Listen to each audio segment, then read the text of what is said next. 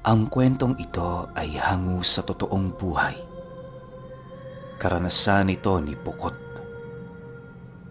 Taong 1984. Pinabakdaw, Samar.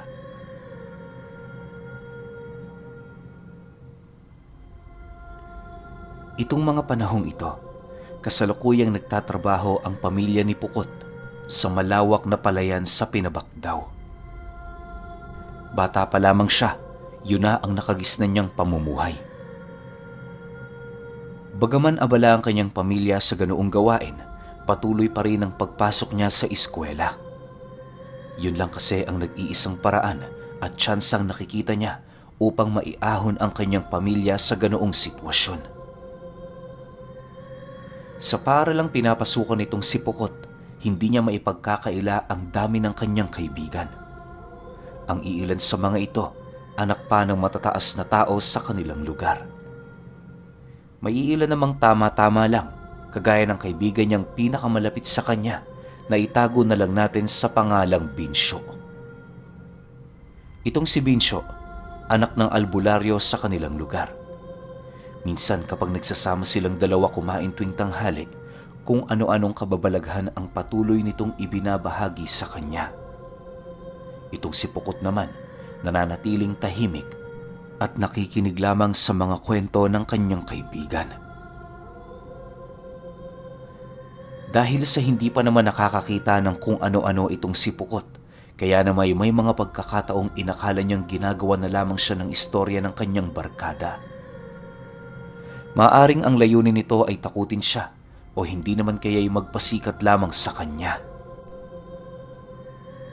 Sa pagsapit ng buwan bago ang kanilang bakasyon, merong inilahad na bagay sa kanya si Binsyo. Tungkol ito sa isang maliit na librong ikinulong ng kanyang ama sa isang maliit na hawla. Ayon kay Binsyo, napakabaho ng librong yon at para bang may buhay ito. Kapag gabi kasi, kusa lang itong bumubukas at nagbubuklat ng mga pahina kahit wala naman doong humahawak. Ilang ulit na kasi yung nasilayang ganoon ni Binsyo.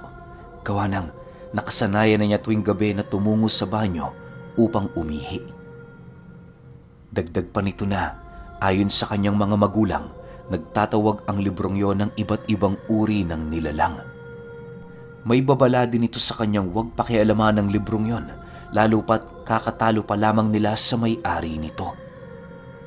Naniniwala kasi ang ama ni Binsyo na kahit patay na ang kasalukuyang nagtatangan sa librong yon, meron pa din yung natitirang buhay at kasamaan. Sa pagpapatuloy ng kanilang pag-uusap, tila bang napilitan na siyang biruin ang kaibigan niya. Hindi niya alam pero sa tono ng pananalita nito, para yung nagbibiro talaga. Ngunit pagsilay niyang hindi na ngumingiti itong si Binsyo, bigla naman siyang natigilan sa pagtawa. Maya-maya pa, seryoso naman yung kinausap ni Pukot ukol sa paniniwala niya. Alam mo, Binsyo, hindi naman mahirap maniwala sa ganyan eh. Oo, naniniwala ako sa lahat ng istorya mo. Pero minsan, kailangan ko rin ng batayan. Hindi sa salita, bagkus ay sa pruweba. Sabihin na nating tunay ang librong yan. Pero ang tanong, may papakita mo ba? Seryosong tanong ni Pukot. Nang marinig ito ng kaibigan niya, nanatili itong nakatitig sa kanya habang hindi umiimik. Pagbaling niya ng atensyon sa isang bagay, agad naman siya nitong hinawakan sa balikat, sabay sagot ng, "Oo, kayang-kaya kong ipakita sa'yo. Bukas bago tayo pumasok, hintayin mo ako sa labas."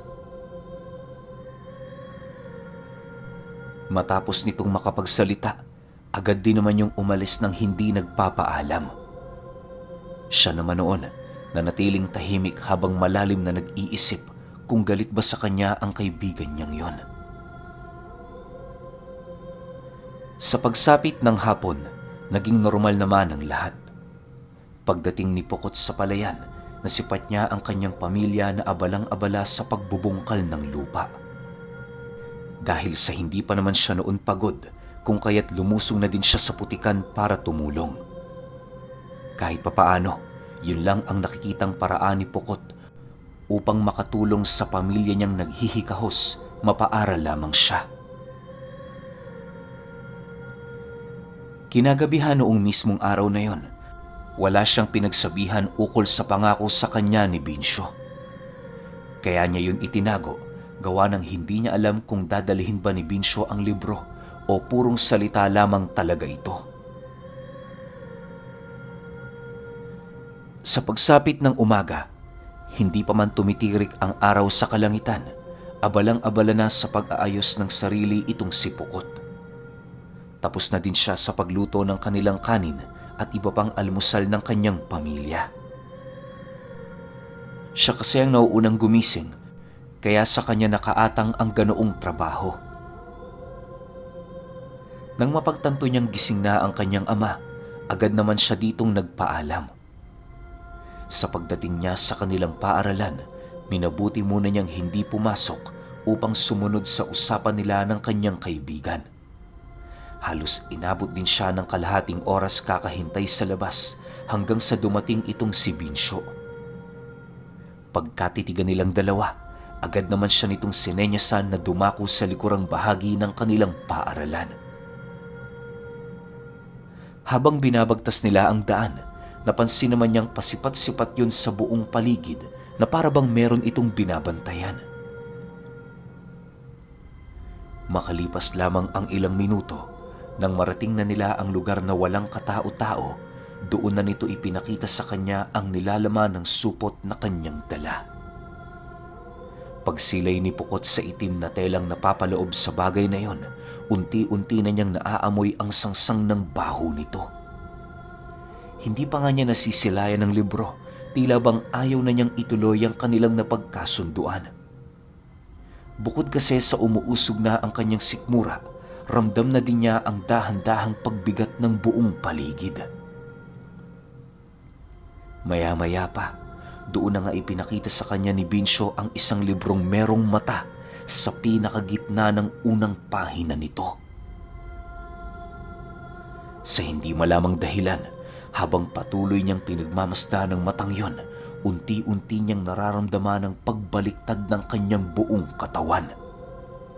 Nakakarinig na din siya sa kanyang isipan ng mga nakakakilabot na tinig na animoy pinagsama-samang boses ng bata at matanda.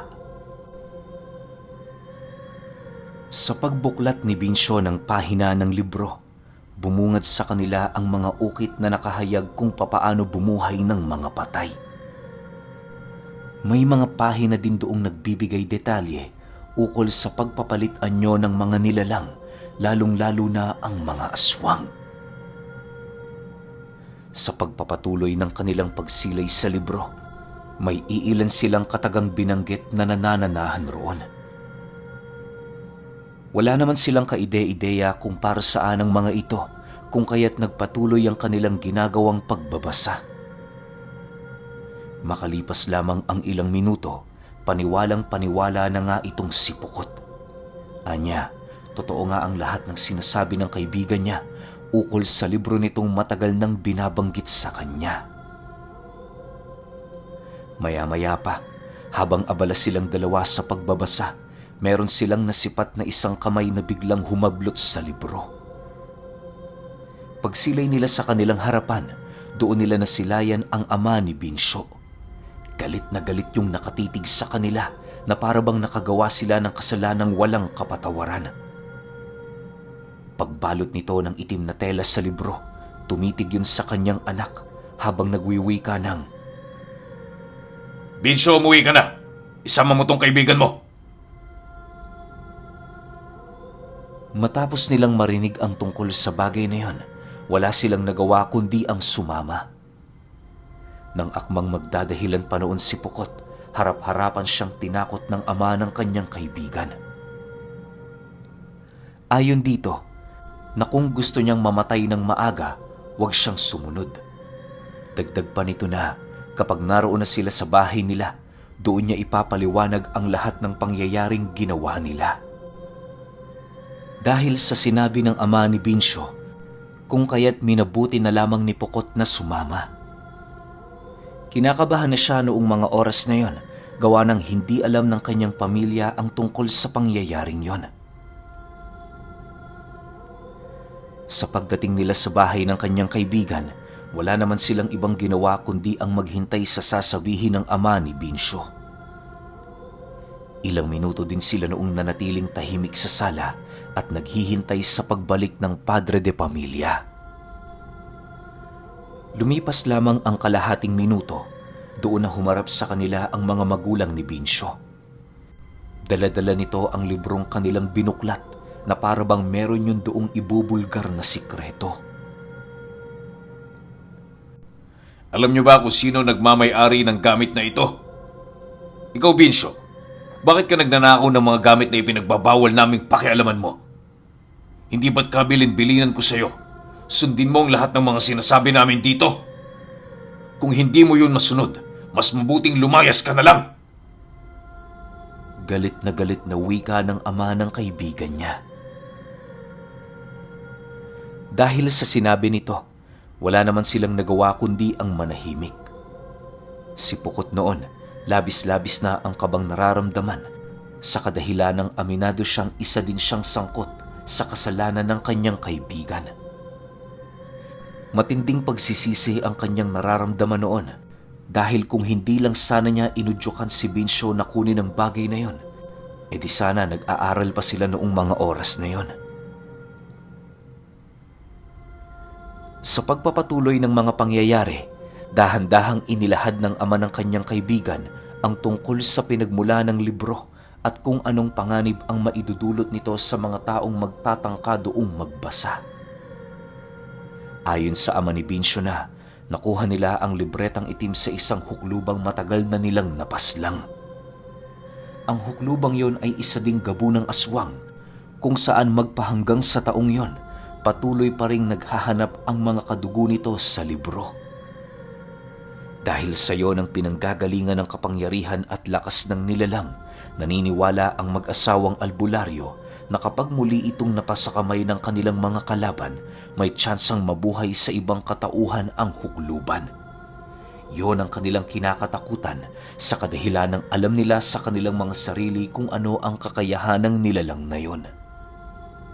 Dagdag pa nito na, kaya pinasama nito si Pukot patungo sa bahay nila, gawa ng nararamdaman ng ama ng kaibigan niya ang malakas na presensya ng kaliwa na bumabalot sa kanya. Huwag kang mag-alala, Pukot.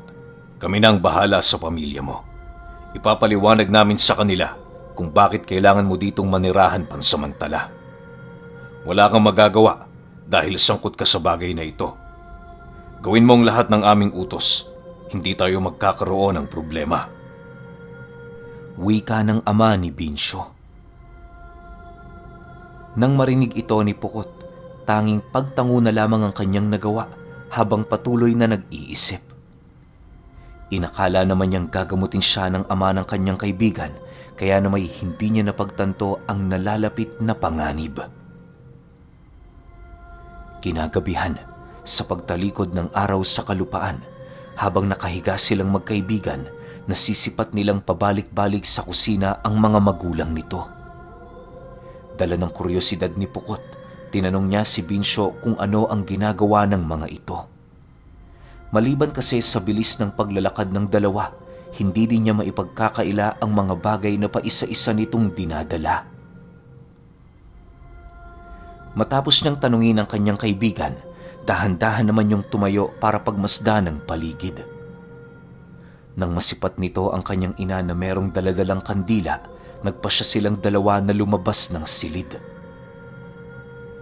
Maniwala kayo o hindi, sa paglabas nila ng sala, bumungad sa kanila ang napakaraming elementong nakalutang sa ere. Sa sobrang lakas ng mga presensya nito, kahit wala silang ikatlong mata, nagagawa nila yung maramdaman at makita. Ayon kay Pukot, na ang mga nilalang na yon ay halos hindi niya inakalang totoo. Paglalarawan niya dito, gawa sa usok ang mga katawan nito na animoy nagwangis tao. May mga mahaba yung buhok at halos hindi niya nakikitang sumasarado ang mga nakangangang bunganga nito. Wala din siyang nakikitang ngipin ng mga nilalang na parabang humihigop lamang yon ng kanilang mga pagkain. Dagdag pa ni Pukot na ang mga elementong kanilang nasilayan sa loob binubuo ng kulay pula, puti at itim. Paikot-ikot lamang yon sa kisame ng bahay na parabang nakikiramdam sa buong paligid. Nang masipat naman sila ng ama ng kaibigan niya, pilit sila nitong pinabalik sa hinihigaan nila. Subalit dahil sa makulit silang dalawa, kaya na may nagmatigas silang manatili.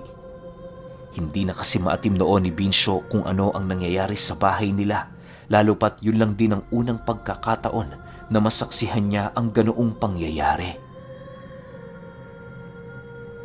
Sa pagpapatuloy ng kanilang ginagawa, inilahad ng ama ng kaibigan niya na huwag silang umalis sa sala o magmasid sa mga siwang ng dingding nila.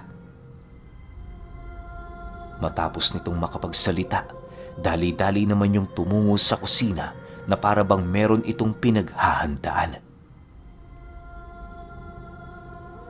Makalipas lamang ang ilang oras, medyo bumabalik na nga ang antok nilang dalawa. Si Binsyo noon, halos mapahiga na sa upuan dahil sa antok nitong nararamdaman. Hinayaan lang naman yon ni Pukot, gawa ng alam niya ding medyo mahina ang resistensya ng kaibigan niya. Nang dumating na sa puntong wala na siyang magawa, minabuti niyang maglakad-lakad sa sala. Nagkataon naman noong hindi na niya nararamdaman ang mga magulang nito, kung kaya't inakala niyang natutulog na yon. Ngunit sa pagdaan niya sa dingding na merong malaking siwang, doon niya nasilayan ang mga nagliliyab na sulo sa labas ng bahay. Akala niya mga ordinaryong gasera lamang ang mga ito, subalit pagsilip niya sa siwang, bumungad sa kanya ang napakaraming mga santelmo. Sa likurang bahagi ng mga nilalang na yon, nakita niya ang grupo ng mga taong nakaupo sa harapan ng mga magulang ni Binsyo. Nakapikit ang mga mata nito na parabang nakikiramdam sa mga susunod na mangyayari. Maya-maya pa, doon na silayan ni Pukot ang pagpasok ng mga santelmo sa mga taong yon at kasabay nito ang mabilisan nitong pagmulat ng kanilang mga mata. Namumula ang mga mata ng mga nilalang na parabang napakalayo nito sa mga mata ng mga ordinaryong tao. Pagtayo ng mga nilalang, rinig na rinig niya ang mga pag-usal ng magulang ni Binsyo at kasabay nito ang mabilisan nila ditong pagsugod. Hindi nila tinantana ng mga nilalang hanggang sa dumating ang puntong magawa nilang mapaslang ang dalawa sa mga ito. Sa pagpapatuloy ng ganoong pangyayari, halos hindi na niya alam kung totoo ba ang mga bagay na kanyang nakikita.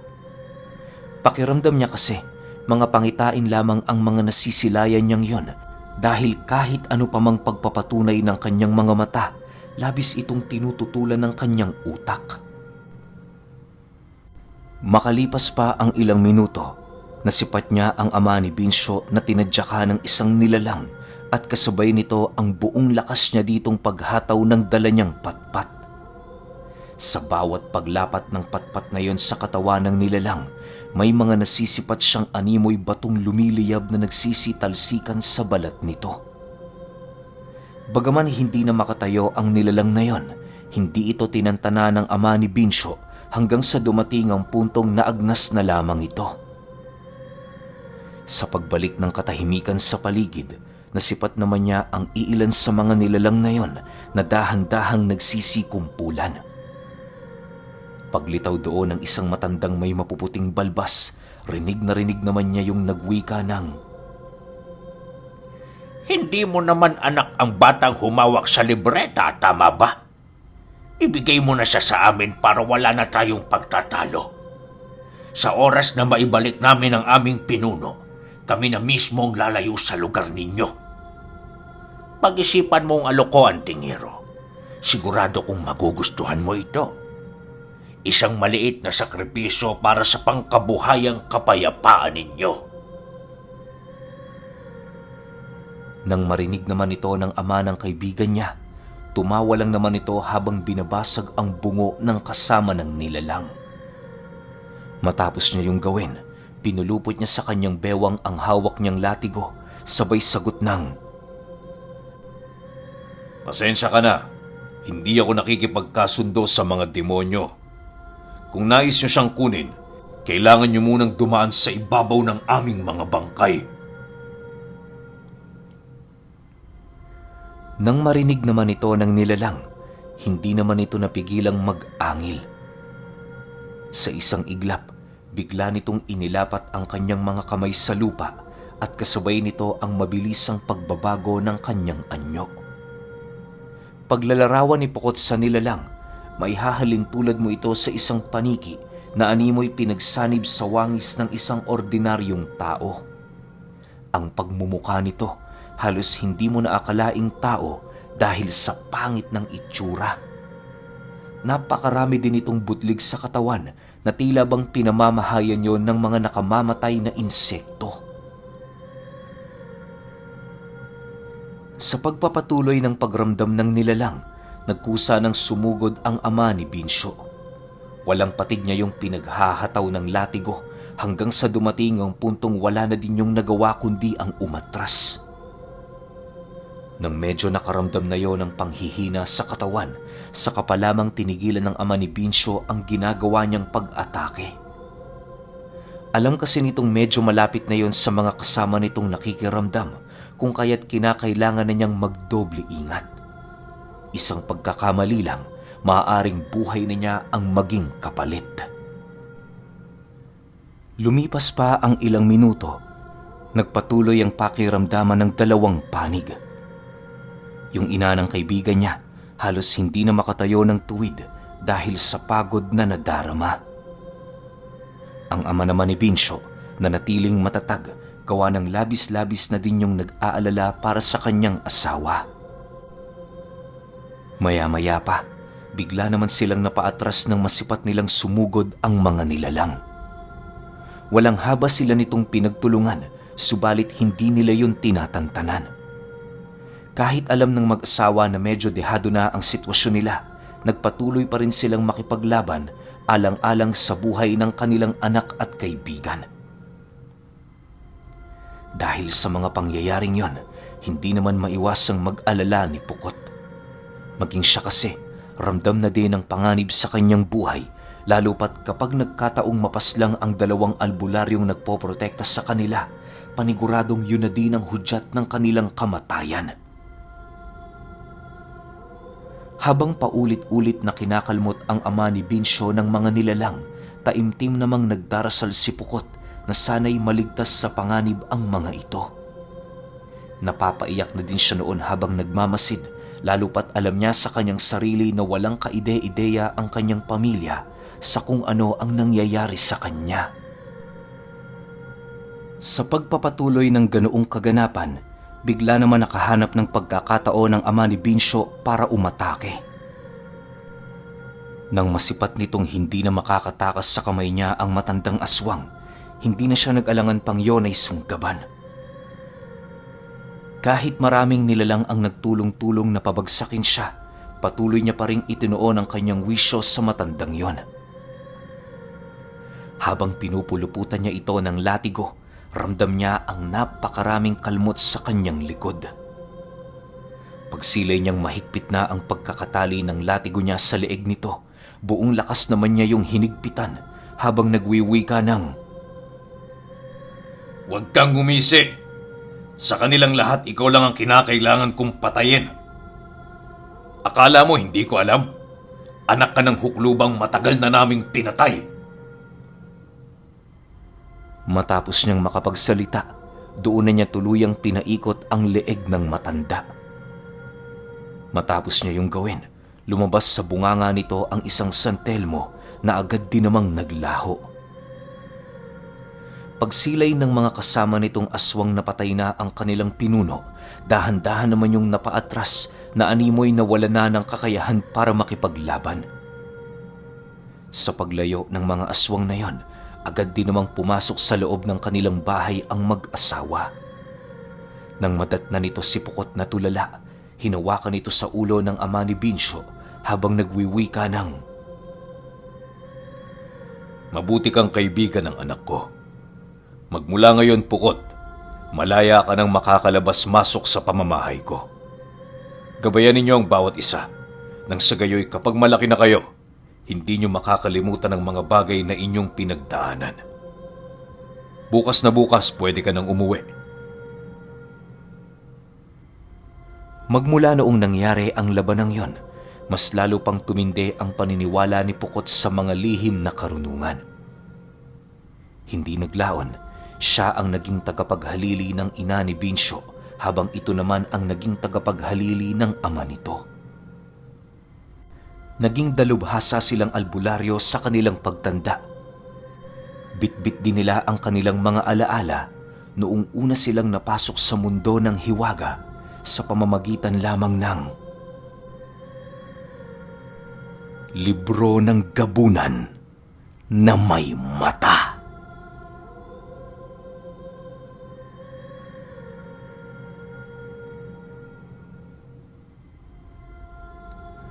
Okay, opinion ko sa kwento.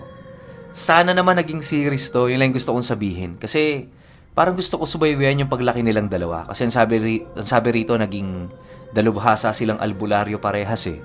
So, ano kaya nangyari dun sa buhay nila na habang nag-aaral sila, syempre may mga pagsubok yun, tapos may mga susubok din sa kanilang nilalang na nasa kaliwa. Ano kaya nangyari, no? Tsaka ang galing, nahati yung aral. Yung sa nanay, sa bida natin, yung sa tatay, doon naman sa anak ng albularyo mismo kay Binsyo, di ba? Sayang lang, no? Hindi siya naging series. Pero sobrang solid sana nito kung naging series to. Kasi isipin ninyo, ang hinahanap nila libro ng gabunan na may mata. Isipin nyo kung gaano katindi yun. Kung gaano kalalim yung aral na tinatangan ng librong yun. Kaso wala, hanggang dito lang tayo eh. Sana lang talaga naging series. Pero kayo, kung may opinion kayo sa kwentong ito, comment nyo lang sa baba. Yun lang, hanggang sa susunod na kwento. Salamat.